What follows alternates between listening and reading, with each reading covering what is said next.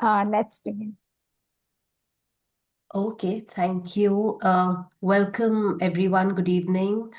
And thank you for joining us for the first talk in this ECR Early Career Researchers panel. And it is a pleasure to begin the series with a work that encourages us to kind of rethink familiar agrarian questions by, I think, paying close attention to place, practice, and everyday decision making. So, this ECR panel is basically meant to hold space for emerging scholars to share their work that is still unfolding. And today's session, I think it does exactly that by opening up a grounded conversation instead of offering any closed account. Our speaker today is Sabari GirisanM. I hope I've pronounced it correctly. I'm sorry if I have not. Sabari is a PhD candidate in sociology at the South Asian University, New Delhi. And Sabari's research sits at the intersection of agrarian change, ecology, and social identity. And I think it is attentive to how farmers themselves interpret and respond to long term shifts in cultivation practices. So instead of treating agricultural change as something imposed only through policy or technology, his work listens closely to how people on the ground make sense of what they grow, how they grow, where they grow, and why those choices matter to them. I think this session will definitely invite us to think about paddy not only as a dominant crop in Indian agriculture, but also as a site through which questions of agrogeography, cultural value, and resistance how they are articulated. And Sabari's work draws from field engagements with small scale farmers, and it reflects on changes in cropping patterns, farming techniques, and how they actively position themselves in relation to their terrain. And we can hope to understand what begins as a simple conversation about cultivation, how it gradually opens into larger reflections on hierarchy, belonging, and how landscapes shape social worlds. So, we are delighted to have Sabari with us today, and I hope this session sets the tone for thoughtful exchange throughout the series that we begin today. And I invite you all to listen closely and also engage with the questions his work may raise as the talk unfolds. And before we begin the talk, I would just like to briefly set a couple of house rules so that the session runs smoothly and comfortably for all of us here. I request all our participants to please keep their mics muted during the presentation to avoid any unintentional background disturbances. And if you have any questions or comments, you're welcome to share them in the chat box as we progress with the talk. Or you can wait until the end and use the raise hand option when we open the floor for discussions and Q&A. Over to you, Sabri. Hey, hello everyone, and thanks a lot, Bihun Collective, for giving me this opportunity. Actually, yeah, let me share my slide, and then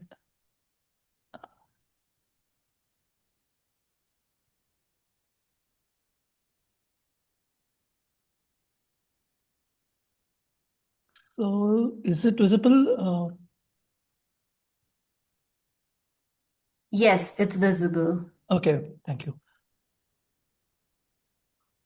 Yeah. Yeah, once again, thanks a lot, Dr. Sanchita and everyone at Bihun Collective for giving me this opportunity. So I'll just begin with a personal note as to how I ended up choosing this theme.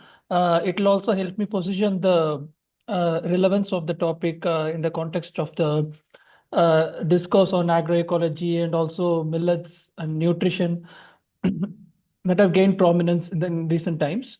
I actually I began my fieldwork in July 2022, and then at that time there was this huge discourse on millets. The 2023 was supposed to be declared as International Year of Millets, and and also I could see a lot of products, millet-based products coming up in the market, and also Even within my own hometown, there were like lots of shops selling millet cakes and porridge. And so I actually thought of doing my field work on millets, and also how this rice millet dichotomy plays out in the agroecological discourse in Tamil Nadu. But once I start doing my field work, I realized that there were two, three issues actually.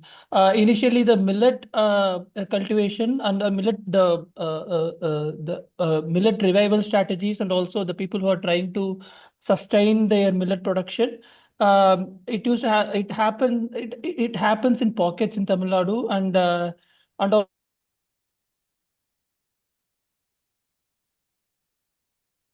centers, and also they were actually like they were actually struggling to keep up with millet production, and most of them they were restricted to few crops like sorghum, and also a lot of pulse varieties. I mean, initially I thought like the millet growing pockets actually grow millets, but when I went actually I realized that they mostly grow sorghum, and also ragi here and there, and also mostly pulses. And I realized that, and secondly I also realized that and meanwhile, I also ended up choosing Tiruvannamalai as my field site, and where I saw actually there's a diversity in crops, and it's not just about so it's actually called as like a dry land, but also what I saw was there is a range of crops, and there is a spatio-temporal diversity in terms of crops grown. I realized that instead of working on millets per se, it's better to work on land, focus on land. Instead of focusing on crops, it's better to focus on the dynamics that involved in like the distinction of dryland and wetland, and how it plays out in the agroecological discourse.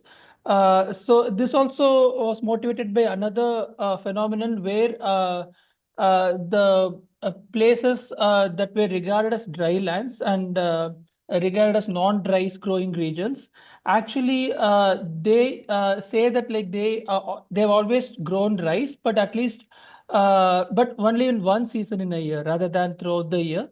So even in regions where rice was not so prominent, there was a practice of growing paddy at least once in a year. Not everywhere, but it's not, they're not totally unfamiliar with paddy cultivation.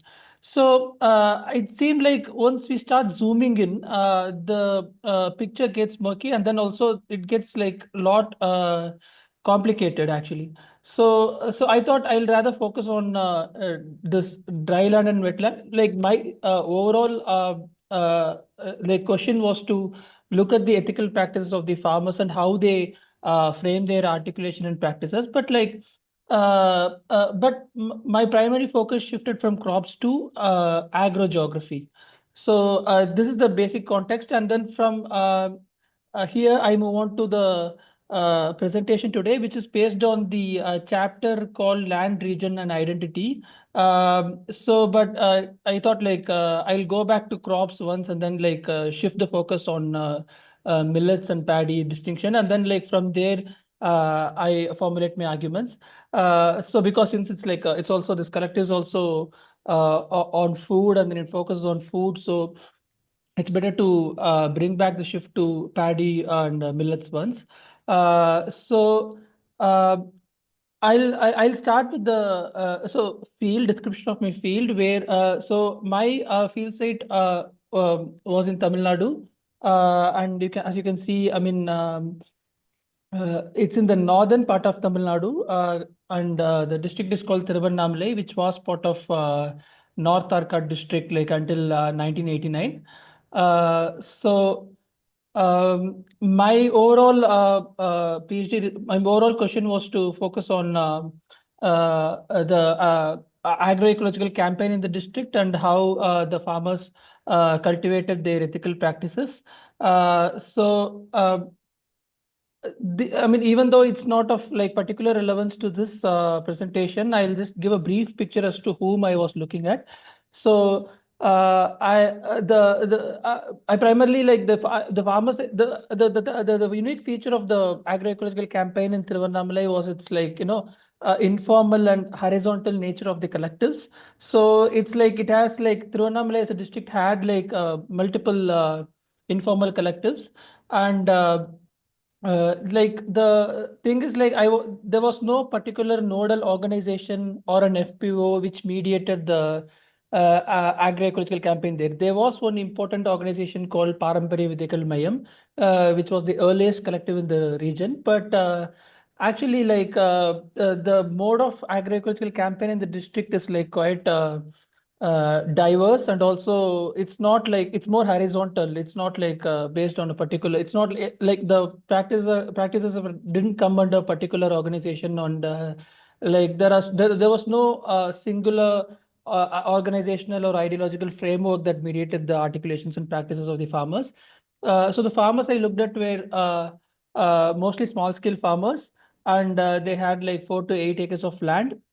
They were mostly owner cultivators. They cultivated in their own land, and they used to hire laborers once in a while uh, for seeding and weeding, and also for harvest.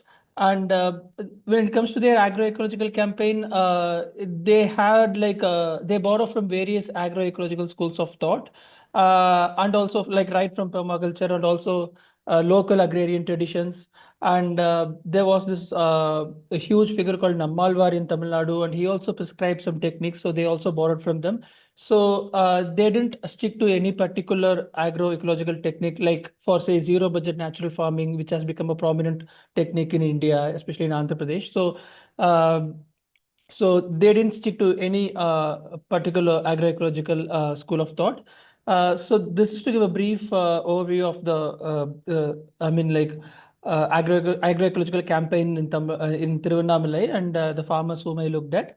And also they also organized like seed festivals. The primary activities that they did was like they used to organize farmers meetings at various taluks, where they discuss the range of issues. It's not just about agroecology, but also issues that concern the general farmers who are into mainstream agriculture as well. And this is like the foundational event of the collectives that are there. So they also organize seed festivals, food festivals, and also seed journeys where they take auto rickshaws to the surrounding villages, and then they create awareness about the significance of agroecology and native seed varieties, and also other issues pertaining to sustainable farming. So these were their primary activities, and they also engaged in a lot of dryland farming techniques, which we will turn into soon. So these were the primary questions that I asked in the chapter, and which is also relevant to the discussion that I would like to present here, which is like how do the categories of wetland and dryland, which in Tamil it's called as Nanjai and Punjai, get featured in agroecological discourse in Tiruvannamalai. And also there seems to be hierarchy between this wetland and dryland. So how do the farmers encounter this hierarchy? And thirdly, like how does the terrain that farmers inhabit, irrespective of whether it's wetland, dryland, or any other classification that you wish to assign it to that landscape, like how does it affect the mode form uh, of the agroecological practice in the region? So these are the questions that I would like to answer in the presentation. So these are the larger theoretical influences I would like to draw on. I mean, like, so I the present this paper and also this chapter doesn't have a overarching theoretical framework, but I draw from a range of theorists who have worked on agroecology and also Tamil culture. So firstly, I mean, like Valentin Daniels, fluid science, worked on this like associations the Tamils make between their own bodies and also the village, soil, and all extra human entities that they encounter actually. So I mean, like I don't want to get into the details of his framework because which is very complicated and just like it's not relevant for the presentation. But overall, what he proposes is that I mean, like there is a running distinction between the people who inhabit the lands close to the river or like perennial water body, and also the people who inhabit dry lands. So like he proposes that Tamils classify soils into six types based on tastes, as they call it, like sweet soil, bitter soil, pungent soil, and also like they assign certain characters to the soil, which is extended to the people who inhabit the soil. So, secondly, I would like to draw from Anand Pandian's work on colors. So, colors were actually regarded as like they were categorized as criminal tribes by the British, and then they also like did a political movement against such categorization. But they also regarded agriculture as a cultivating they regarded agriculture as like something through which they can cultivate their own moral self. There are like if you look at the colors history, they moved from a dry land to a fertile landscape. So they theorize this migration from a dry land to a wetland to a wetland as a journey from a rugged self to a cultivated self. Like to higher self. So and since like they had like in Pandian's work, it's clearly evident that like they associated the moral rugged self that they had with the dry land that they inhabited at some point. So thirdly, I would like to draw from A.R. Vasavi's work on Bijapur farmers, in which she says that like how the idea of guna, the virtues of guna, hada, which is guna means essence, which is similar to Daniel's idea of kunam, which is like the associations that people make between their own bodies and also to the ecology that they inhabit, and also hada, which is appropriateness, which is like practicing agriculture according to the ecological conditions that they inhabit, and also sowing crops and using techniques that are suitable to the ecological condition.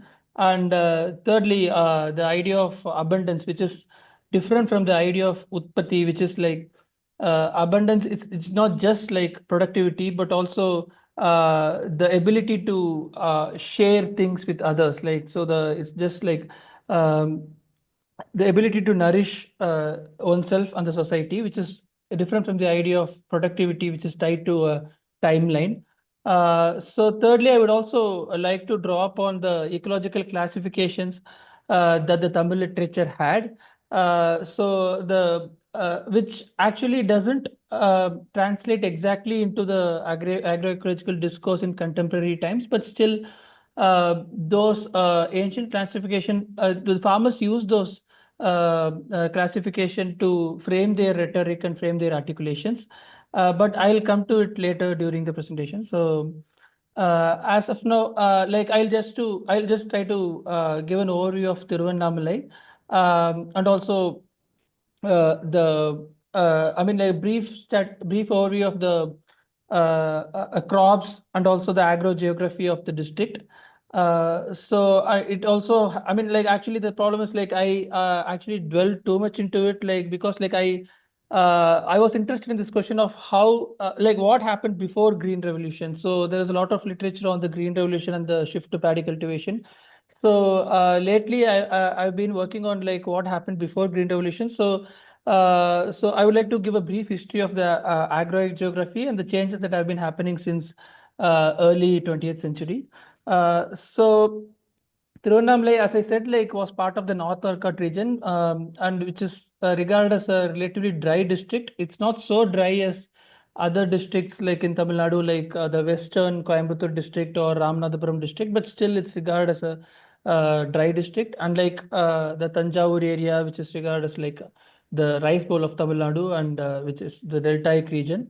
So It has a mixed agrogeography. So if you look at the northwestern part of the district, it had like so they have you find Urulus cultivating a tribe called Urulus. They cultivate millets, but at the same time, it also has a couple of rivers. Which, even though they are not perennial, the people who inhabit the lands close to the river, they do grow paddy, and there are like a lot of tanks which have been built since like 15th century, 16th century. There are almost 700 tanks, and of course, the people who live close to who have agricultural lands close to the tanks, they also grow paddy. But the region is also marked by cultivation of millets, pulses, vegetables, plantains, and sugarcane, and lately groundnut. I mean, like it's one of the leading producers of groundnut since like the introduction in around 16th century, and it's the leading producer of groundnut until mid 19th century in India. It has a varied agro-geographical profile. So um, yeah. So if you look at this map, which I took it from Christopher Baker's book on Indian rural economy. So Tiruvannamalai, the northern part of the Tamil Nadu, you can see. I mean, like it's primarily regarded as a groundnut growing region. Unlike the western part, which is like considered as a cotton growing region, and also the central part, which is considered as a paddy growing region. This is what interested me actually. Like when I like began my field work, I realized that like I wanted to do my field work in an area where there is a varied there are like varied crops that are being cultivated.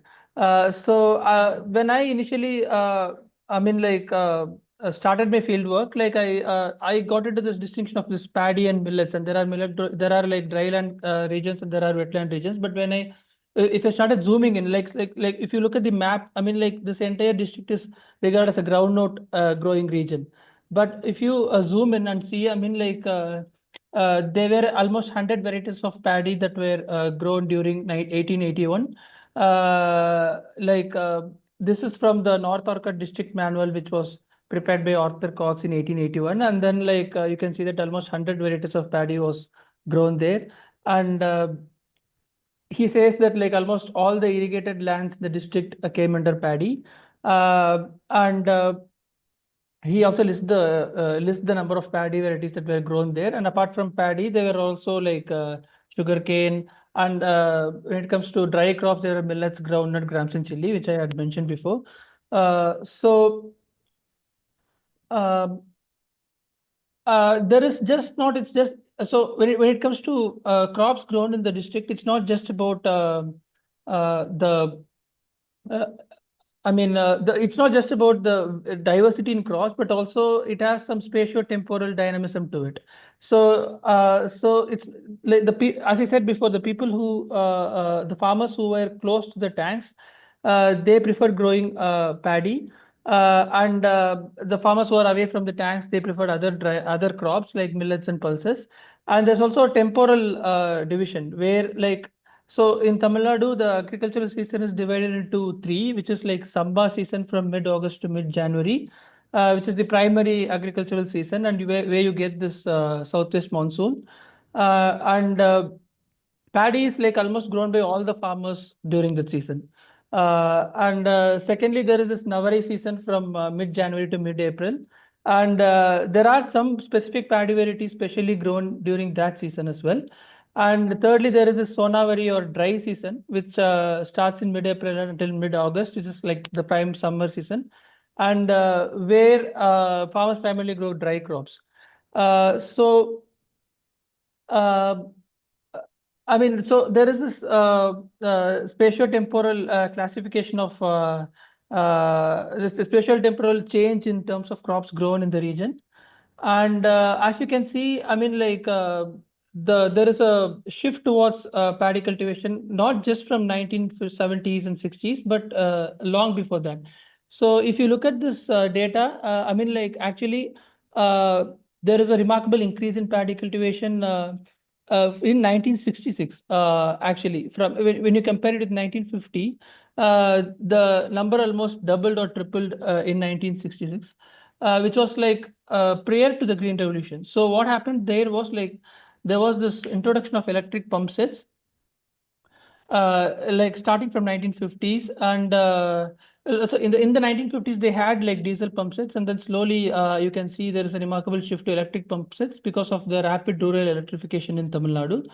And by 1970s, almost like 18% of Tamil Nadu's electric pump sets were found in North Orchard district, and also Tamil Nadu alone accounted for 55% of electric pump sets in the country.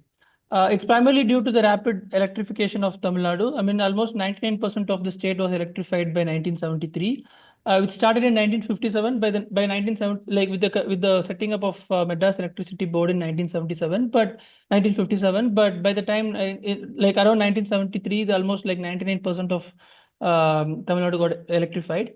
So Oh, sorry. So as you can see, like the data on the right, I borrowed it from CT Korean's book. So the North Arcot district saw a phenomenal change in sorry a phenomenal change in like installation of electric pump sets in 1956 actually.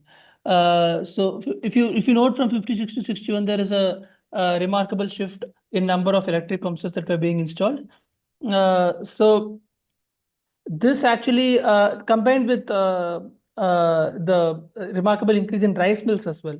So the Arni region in North Arcot, it's one of the rice mill capitals of Tamil Nadu, and almost 17% of Tamil Nadu's rice mills are present in the northern part of North Arcot, which is like this Arni district, and so the Arni region. And then with the combination of factors like and of course there was this green revolution, and then like the farmers, as you can see in the left, the data available in the left table. So uh, the farmers, like by 1980 and by 1975, almost like all the farmers in the region shifted to high yielding varieties, and the shift to high yielding varieties also led to shift like remarkable increase in paddy cultivation. So North Arcot, I mean, after all these processes, North Arcot became one of the four rice surplus districts in the state, and Tamil Nadu itself was like a rice deficit district in 1947. But by the time like the high yielding varieties were introduced, Tamil Nadu became, and also because of the developments that have happened in North Arcot, North Arcot single-handedly helped Tamil Nadu to become one of the leading rice producing states in the country, and Tamil Nadu became the fourth leading rice producing state in the country. And Tiruvannamalai is also the leading producer of rice, leading producer of rice in the state, and like with like sometimes it gets featured as the like in absolute terms, because like Tanjavur and Tiruvarur has like those are small districts compared to Tiruvannamalai, and Tiruvannamalai actually features as like the leading rice producing district in absolute terms. And moving on, now I shift to the agroecology part of it, and you can see that like there has been this distinction between wetland and dryland historically, right from ancient Tamil literature. So as you can see, like the last couplet that I have put it here, the poet clearly says that like praises the king, saying that he comes from a rice producing region of Tanjai, which is like the delta region in Tamil Nadu. And then you can see that like you can see this distinction throughout the description of ecological zones in Tamil literature. To give you a glimpse, like Tamil literature has this five ecological zones. So it uses those zones as a metonym to explain the culture and also the emotions that the people of that of the zones have. For example, the hilly regions are called as like the desert regions are called as Nellai, and the agricultural regions are called Marudam. This coastal regions are called Nellai, and these zones also serve as like thematic, like also serve as like they use these zones to explain the emotions of the people who inhabit the zones. Uh, so um, Moving on to dryland farming. How do these zones get translated in agroecological discourse in contemporary Tamil Nadu? So they like These zones are farmers use this ecological classification. They invoke these ecological classifications to explain further their rhetoric, saying that like we should practice agriculture according to the zones. I mean, like according to the ecological landscape that one inhabits. Uh, so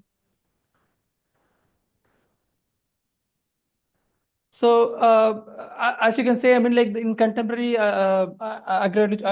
in contemporary discourse in agroecology, there's a clear hierarchy between this wetland and dryland, and then the farmer says that the farmers who grow rice are even now look down upon those who grow other crops, and like one of the remarkable incidents that happened during my fieldwork was when I attended this Panay Tiruvizha, and like so what happened was like we were taking a bath in a well, and one of the participants so there was a challenge that who can jump into the well and then cross the other side of the well, which was like a 200 feet well, and then also it's like quite deep, and it was a challenge. And one of the participants said that like hey, I am from a dry land which is which is filled with wells, and I don't need like I mean, I'm not from Tanjavur or Tiruvarur where there are no wells. Like I'm from the dry land, so I'm well versed with jumping into the wells, and then like taking bath in the well, and then like I can do it easily. And he jumped and did it. So this was like and then I also found that a lot of farmers who are engaging in agroecological discourse, they also add dry land as a prefix to their names. And then later I realized that like the dryland farming has been an important feature of agroecological discourse in Tamil Nadu. And Starting from Nammalwar, like one of his primary objectives was to convert dry lands into cultivable lands, like not just dry lands but any uncultivable land into cultivable land. It has been one of the important features of his agroecological campaign. Like this is not just specific to Tamil Nadu, and it has been a phenomenon all over the world. It has been registered in the agroecological discourse around the globe. And as Batterbury says, like both the process of constructing or adapting house faced with multiple constraints is similar to dryland farming is similar to building a house. Basically, there's a lot of process involved in designing the uh, uh, like there's a lot of design and also experiments, and also some sort of a performativity to it, like where farmers showcase their like farmers showcase their farm to others, like so they design the farms and then they also show it to others. And so basically this he proposed this concept as a as an intervention to the debate that was happening as like whether agriculture can be regarded as a, performance, or or is there any indigenous knowledge involved in it. So to the like in contrast to it, he said that like dryland, like if you look at farmers who are engaging in dryland farming, it's neither a performance nor a like inbuilt in agricultural knowledge that comes into play, but you can see an active designing. It's like people it's not just random, but like it's not just performance that they do it once in a while, but like it's actually there's a lot of effort and skill involved in like understanding the ecological units that are around them, and also designing their forms accordingly. Uh, so uh, so the features like this crop diversity and farm designing, and also this like agroecology actually insists on like this minimal inputs for carrying out their agriculture. And obviously dryland with minimal input requirements obviously gets featured as an essential aspect of agroecological discourse. And So these techniques also encourage farmers to project dryland farming as an agroecological tradition, and also a school of thought in itself.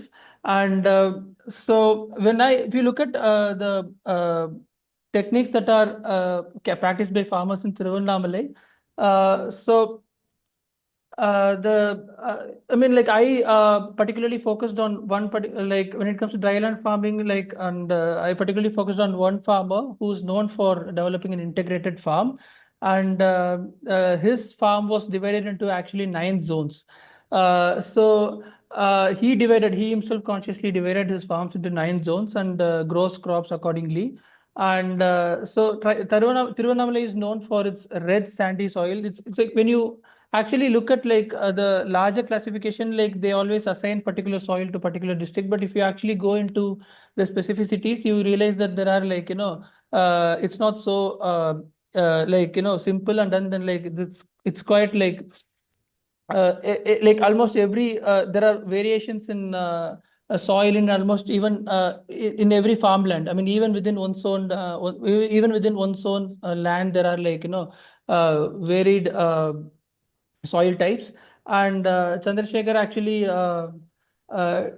actually divided his farm into 9 ecological zones, where there is also a small rivulet that was passing through his farmland at one end, which is not perennial, which rarely has water, but still the patch close to that rivulet has some sort of a black soil, and one that is farther away from the river has some red soil, which is in the northern part. And there are some the entry to the farm on the southern part has almost completely sandy soil, which where no crops can be grown. So in the middle of the in the center of his farmland, you can find like red soil being converted into black soil through his own efforts. uh, so so he divided his entire farmland, understanding the variations in soil types within his within his farmland. And I stayed with him for a while, and then he explained his agricultural techniques to me. And we started with a raised bed of land on the northeastern side of his farmland, where he grows almost 50 crops, 50 millets for seed cultivation. Like primarily for he's also involved with a network called Tamil Nadu Seed Savers Network.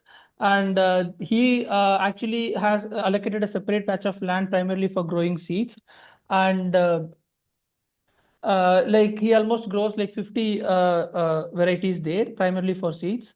And his own experimentation actually like uh, he's like the thing is as I already mentioned, there was this the region is known for groundnut cultivation, and he actually borrowed a technique that is practiced in the local region to grow groundnut. He adapted the technique to experiment his own he adapted the technique to carry out his own experimentation when it comes to dryland farming, where so usually when they grow cultivate groundnut, they do it in they don't grow. They leave a row in between. They leave a gap in between 2 rows to manage the weed growth properly, so that they can carry out weeding in an easier way. So he actually used the techniques where like he actually uses the gap to grow other crops, and like ranging from millets, sesame, and also like pulses and a range of other crops, vegetables as well, and primarily sorghum. These techniques, so Sabri, sorry to interrupt. Can you yeah, please try to wrap up in about yeah, 10 yeah, minutes? yeah. Thank you. Sorry for interrupting. Yeah, yeah. So yeah. So basically what he does is that he borrows techniques from the local region and then tries to carry out his experimentation on his own. And in the same way, he mentions that like you need to take insights from the elders, but you need to, even those who practice mainstream agriculture, you need to go to them and then like get their insights, but like because like they have an understanding of the local crops, but it's you need to make sure that you adapt it to your own farmland. So one of the overarching features of like Tamil Nadu's agroecological campaign is that the agriculture is location specific. I mean, like as put out by Namarwar. So so he insists that even though we borrow from the local agrarian traditions and the agroecological technique, it's important that we need to adapt it to one's own farmland.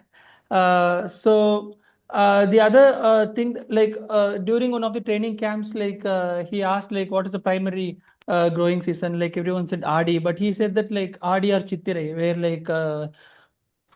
in dryland areas they start their they start their season during the month of April, Chittirai, and where they start doing plowing, and then by August the northeast monsoon starts, and then they start growing paddy. But he said that his primary growing season is Kartige, which is December, because like he actually grows a lot of exotic, he grows a lot of crops, vegetables, for which like December is the best season. Because I mean he also grows tomatoes and chilies, which are actually introduced to India from other countries, and then from colder countries. So for December is the primary season for tomatoes, and then he prefers growing tomato in he prefers starting his agricultural season in Kartigai, which is around November, December, and so that he can also grow pulses, millets together. So there's also whenever you go to so in one of the farmers meetings, the farmers ask the leaders who are assembled there this meeting happened around April, and then the farmers were what crops to grow during the summer season, what are the crops suitable for the season, and they said that it's not so they asked for whether to grow vegetables or whether to grow pulses, and the farmers leaders mentioned that it's better to for leave the land fallow. It's important for living it's not like delta regions where there are continuous paddy cultivation, but it's important for the land to be let fallow so that the it helps weeding at a later stage. It prevents the growth of weeds at the later stage, and it also helps the land to aerate itself. And so the overarching conclusion is that even though the participants invoke the I mean metonymic references of Tamil literature, it is not it's not like they even though they invoke the tradition, they don't they insist on experimenting with the techniques that they borrowed, and they also I mean, and also it's I mean, there is a lot of there's a lot of uh, scrutiny that agroecology faces now against saying that no, agroecology is becoming more becoming more and more based on it's being reduced to a civilizational virtue, or it's based on I mean, like some religious or national imageries. So, what the farmers in Tiruvannamalai prove that is that like they, even if you invoke tradition, it doesn't have to be conformist, and you can I mean, like you need to experiment and contextualize the traditions, contextualize the techniques that you borrow from both the regional and local agrarian traditions and agroecological schools of thought. And so actually their proposition of dryland farming, so their critique of tradition does not stand apart as a clause or caveat, but acts as a gateway to the articulation of their affiliation to a particular agrogeography. There, this contextualization is also there, but also there's a critique of tradition. Like, so they challenge the uh, like hierarchy that exists between dryland and wetland that is there, and also it starts from the ancient literature but runs through the contemporary Tamil agrarian life. Like I remember one participant saying like I'm not getting married because I have just a dry land, and I mean, like, so this hierarchy that runs like starting from ancient literature to contemporary Tamil agrarian life, they try to challenge it. So by not just by adhering to the tradition, but also their entire agroecological practice involves a critique of tradition as well. Thank you.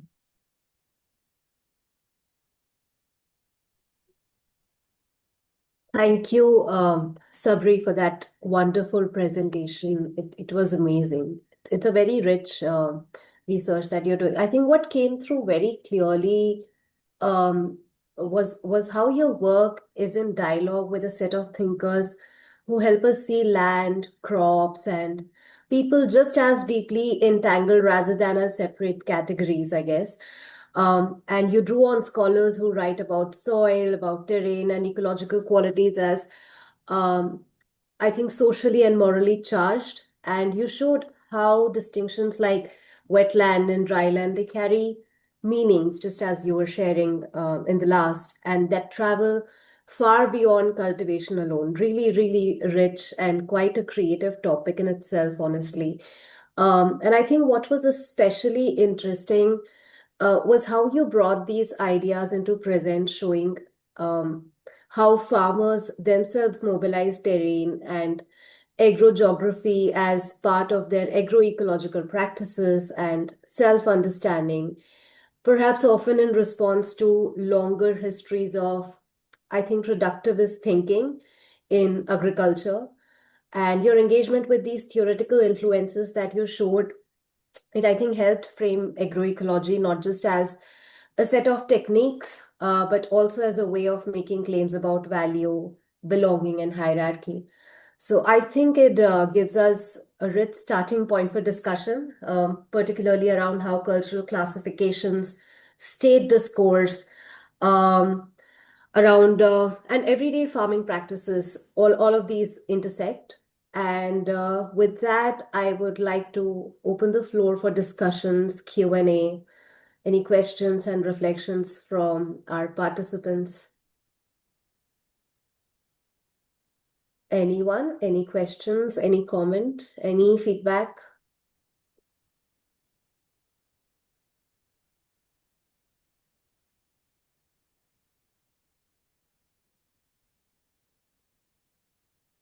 Sanchita, do you have anything to say? Yeah, yeah. First of all, congratulations, Sabri. I think you've already submitted your PhD. Yeah, yeah. Yeah. So congratulations, and you've done uh, I mean, the hard task of that is the submission of the PhD. So you've already done that, and I'm sure you've got a lot of accolades for your wonderful work that you've showed us. I have a couple of observations. I mean, I mean, definitely a PhD is the start to research, we say, and so this is like a start to that journey. So I'm sure you're going to sort of delve into other sort of issues as well, or maybe you have seen them, but maybe not included as scope of your research. So one is that you've said that your research participants or the people you've interacted with were landowners, they were cultivators who've owned mostly between 4 to 8 acres of land. So was it an intentional decision of not to include the people who were sharecroppers or who were landless? Was it intentional or something that you've not found in that area? Is it that mostly people are cultivators? Yeah, actually, they are owner cultivators in the sense they own the land, but also do their own like labor in the field. So they used to hire laborers. That's the primary form of I mean land system there. The thing is actually it's a bit different in Tamil Nadu where the even the agricultural labor, so the primary way in which to classify is the way whether they work in others' land or not. So there are not like pure agricultural laborers. Like even the agricultural laborers, they come from varied backgrounds, and they also have their own land and all. Like even though I mean it's not as big as no, even I mean it's much more marginal than the farmers whom I looked at. But that is actually I mean and secondly the only way to distinguish, the primary way to distinguish is to whether the farmers work in others land. So and secondly yeah I mean I didn't I mean none of my farmers worked on others land. So none of the farmers that's one of the class distinction that I encountered. And I mean, I don't know whether, I mean, I didn't find, I mean, the agroecological discourse in the campaign in the region is primarily dominated by the farmers of this classification only. Yeah, it is actually, that's not the case in Tamil Nadu all over. Like when I conducted when I started my fieldwork in my own district, actually the landscape is a bit different. And then you can see a lot of land laborers who work on others land also have a small patch of land, and they also do a lot of things related to agroecology. But when it comes to Tiruvannamalai, the primary people engaged in I mean agroecological discourse come from this section of people who are small scale farmers, but they work on their own land, and they hire laborers once in a while, but they don't work on others land. Yeah. So I didn't see many people. So I actually wanted to work a lot on the perspective of agricultural laborers, like how they see agroecological discourse. Like so, there is an accusation that agroecology involves more labor, and also especially Debrati Sen, like she has worked on tea farmers, tea cultivators in Darjeeling, and then she has presented how um, the women farmers face a lot of stigma, and also they need to engage in a lot of extra work like certification and other things, and even the Shailas Shea Galvin's work in Uttarakhand, it's it explains how it's not just about sustainability but also a lot of labor involved in it, and also there's a caste hierarchy within it. And then so even here you can see that the farmers who were primarily from other backward classes category. And because in that region, I mean most of the Brahmins, they have left agriculture, and then it's primarily starting from 1930s. So it's primarily dominated by people of other backward classes category. And I couldn't find a lot of Dalit farmers. Unlike the landscape in Pudukkottai, where in my own district, where you can find actually a lot of Dalit farmers engaging in agroecological discourse, and also a lot of women farm. I don't know. It's very difficult to regard anyone as a woman farmer or a male farmer, because even in a supposedly male farming household, a lot of decisions are taken by women only. But in Pudukkottai, you can see, in other areas, you can see actually land registered under the name of a woman, and also they also have larger control over what crops to sow, and also like all the agricultural decisions were made by them. But in Tiruvannamalai, I don't know the exact reasons, but it's primarily even though women participate in agricultural decisions, it's primarily dominated by the when it comes to I mean like agro-ecological campaign and public spaces, it's just the men who represent their farmlands. And also, yeah, I couldn't see a lot of agricultural laborers who actually like who are like in the sense like more, I mean like marginal, and who do a chunk of work like sowing, weeding, and seeing like seeding, sowing, and harvesting. They don't come to the farmers meetings. I didn't see them a lot. It doesn't mean that the But farmers who it uh, was not intentional. My question was yeah, that yeah, yeah. that you do not intend to, because Yeah, as you yeah, correctly I tried my mentioned, best to look for farmers because of it's various very labor intensive. yeah, yeah, yeah, A major part of agroecological discourse is about the contribution of labor and the labor crisis that otherwise is faced in the agriculture sector. yeah, So that's why my question was from that intention, is that one was that, the other one was, I was coming to that, was I've not, I mean, maybe during the presentation, because of paucity of time, you could not bring in the other intersections, but I wanted to look at the women's participation in these agroecological discourses, but which you already answered, is that women otherwise are decision makers with respect to agriculture to some extent, but definitely not represented in the public domain when it comes to participation in campaigns. That is something that you've yeah. answered. Um, okay. My next another observation was that you've mentioned, or you quoted some ancient text where it mentions celebration of paddy. But Mm. did you, you've also mentioned about the hierarchy between the wetland and the dryland. But was there any sort of, when you spoke to the people in the larger narratives from that you collected from the participants, was there still a celebration of paddy?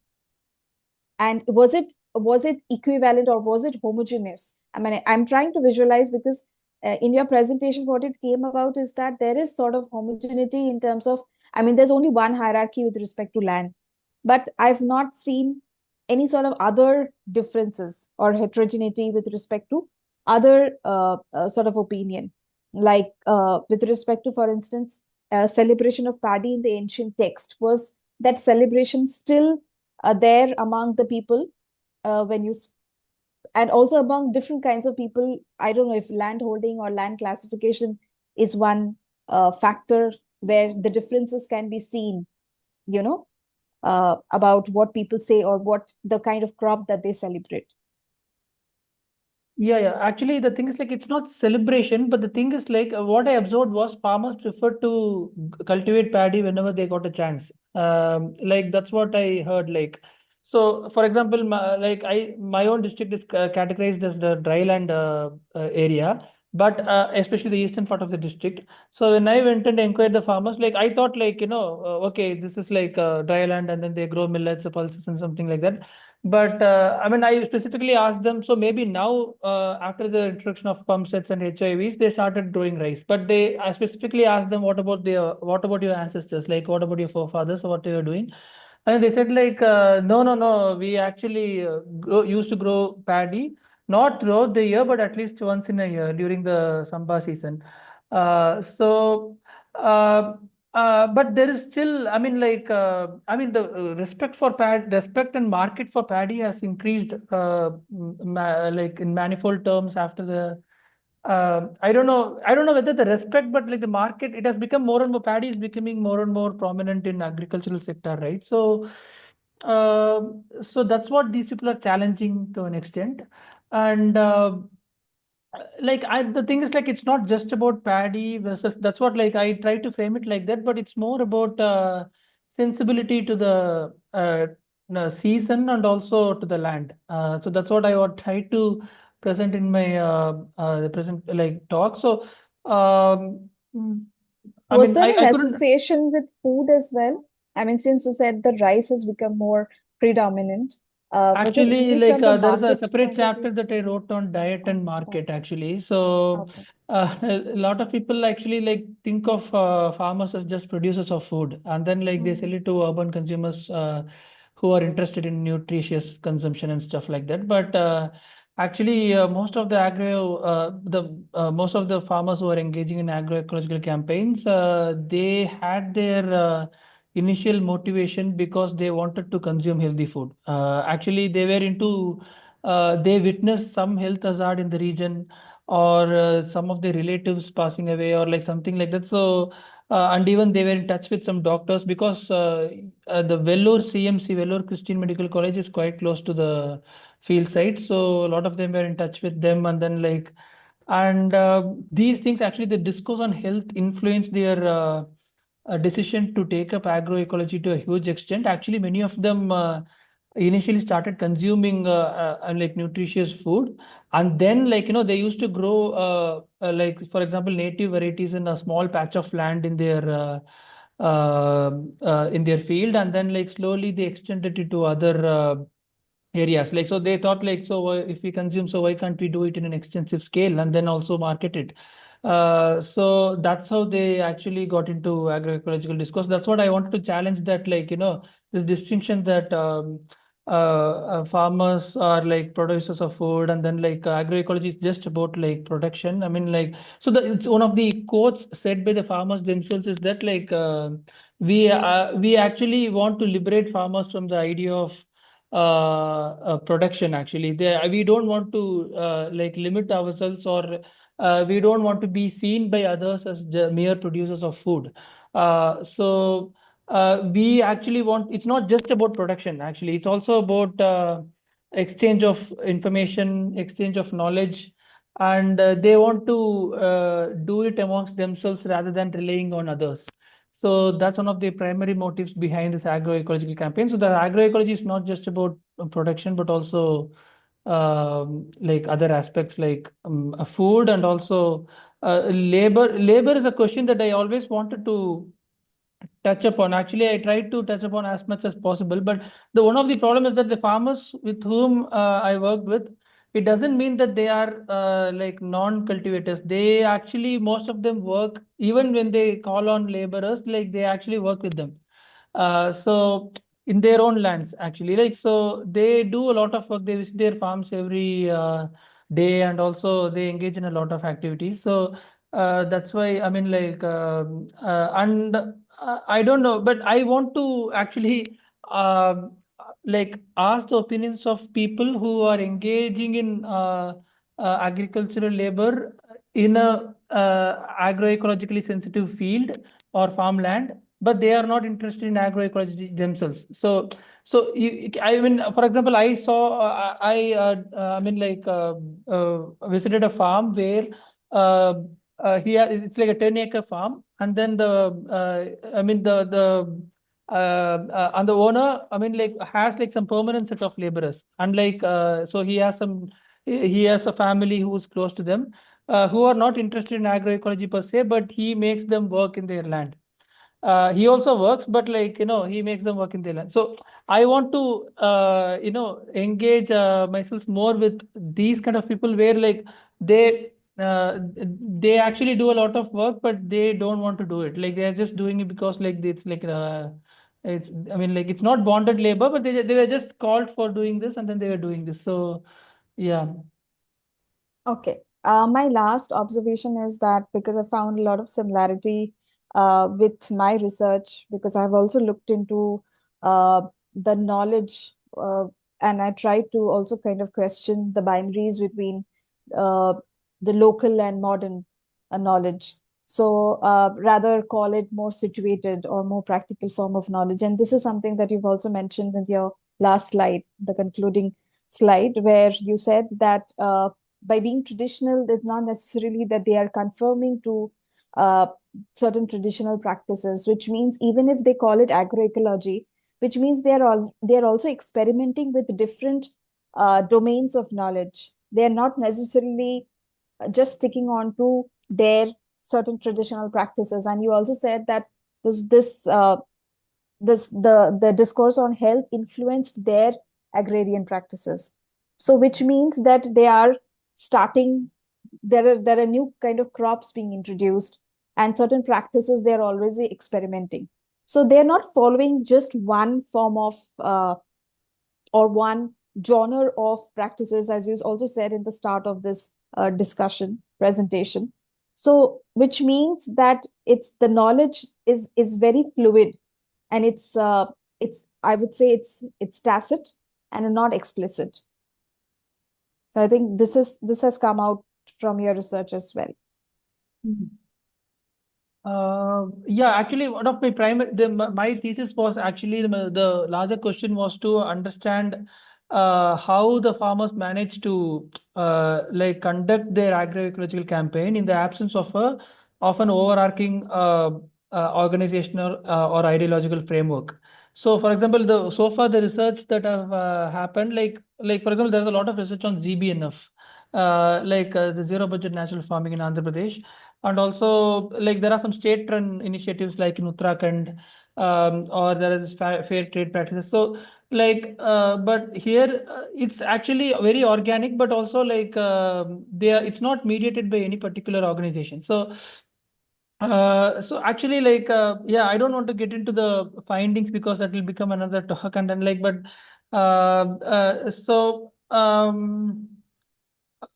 what I would, I mean, so their idea is also not about the overall betterment of environment or like nature. So these abstract entities, some of them they are interested in agriculture or they of course make articulations in terms of these abstracted entities like environment, agriculture, nature. But their primary concern is the farming community of their own region. They want to better the lives and livelihoods of farmers whom they know and whom they so that is their primary concern. And then so this and they want to this can be primarily achieved through this achieved through this knowledge, this ideational exchange that happens at a very local level.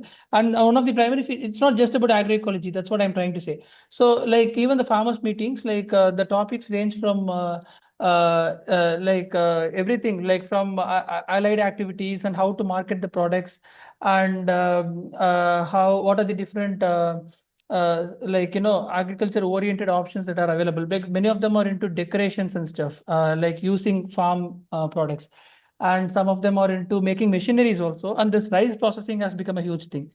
Actually, like now, for example, in order to produce the in order to how to like the traditional rice varieties, like you need to market it as unpolished varieties, so the rice bran needs to be retained.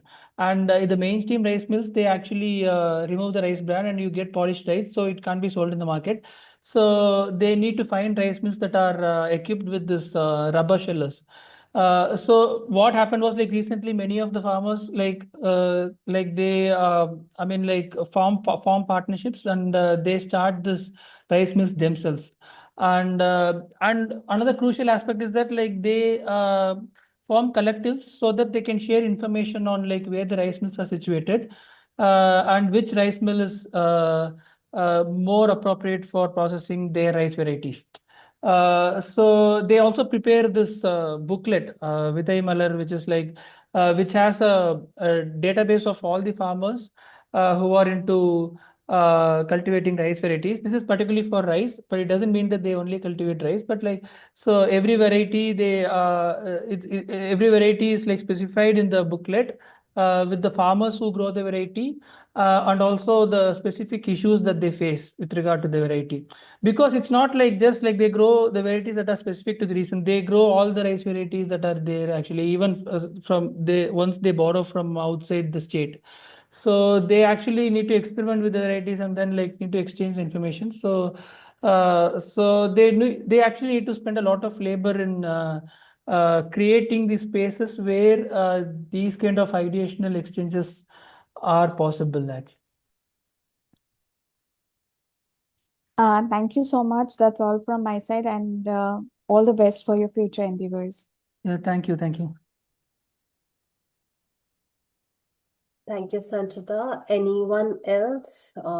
Do we have any questions, any thoughts, any feedback, any comments? Actually, like, I'm sorry, I was actually I was going through this. I just submitted the thesis, and then there were like lots of issues going on about the submission with this new rules about publications and stuff. And then I was in a very bad state of mind, but I didn't want to waste this opportunity. So I think I couldn't express my ideas properly, actually. Like, but even though I tried my best, I'm sorry for that. Yeah. No, it's well expressed. I mean, definitely it came through your passion and the toil of that went through your research in the fields, it came through very well. As I said, research, PhD is just the start of it. The whole life, Mhm. your the next couple of years, decades, you only do research. So Mhm. yeah, No, it's so just it's that like always relevant. thesis submission was itself a headache, and then like there was like suddenly there was like series of other works that I had to do. So yeah. I know it at times it takes away the joy of research, but I Yeah. think yes. But nevertheless, congratulations. This is itself a biggest achievement of submission itself. Thank you. Thank you. I think we can close. There isn't much if I there isn't. think I think we don't have any questions. Yeah, yeah, Maybe we can close the session then. yeah. Before we wrap up, I would just like to thank you, Sabri, for sharing about your work with us and for walking us through this research, your wonderful research once again. And you've given us a thoughtful way of thinking about agrogeography, practice, and identity. And I think it opened up several lines of reflection that will stay with us beyond this session as well. And the questions you raised in your research and the responses that you've shared right now, I think this definitely speak to the strength of this work and its potential as your research, I mean, your PhD reaches its closing now. But we wish you all the very best for your research journey, which I agree with Dr. Sanchita has just begun. Um, Thank you, the participants, for joining today. We hope the panel will grow further into a space for more active engagement and shared thinking and supportive critique. And with that, we will bring today's session to a close. Thank you all for being here, and we look forward to seeing you at the next talk in the series that we'll announce soon. Thank you. Thank you. Thank you very much.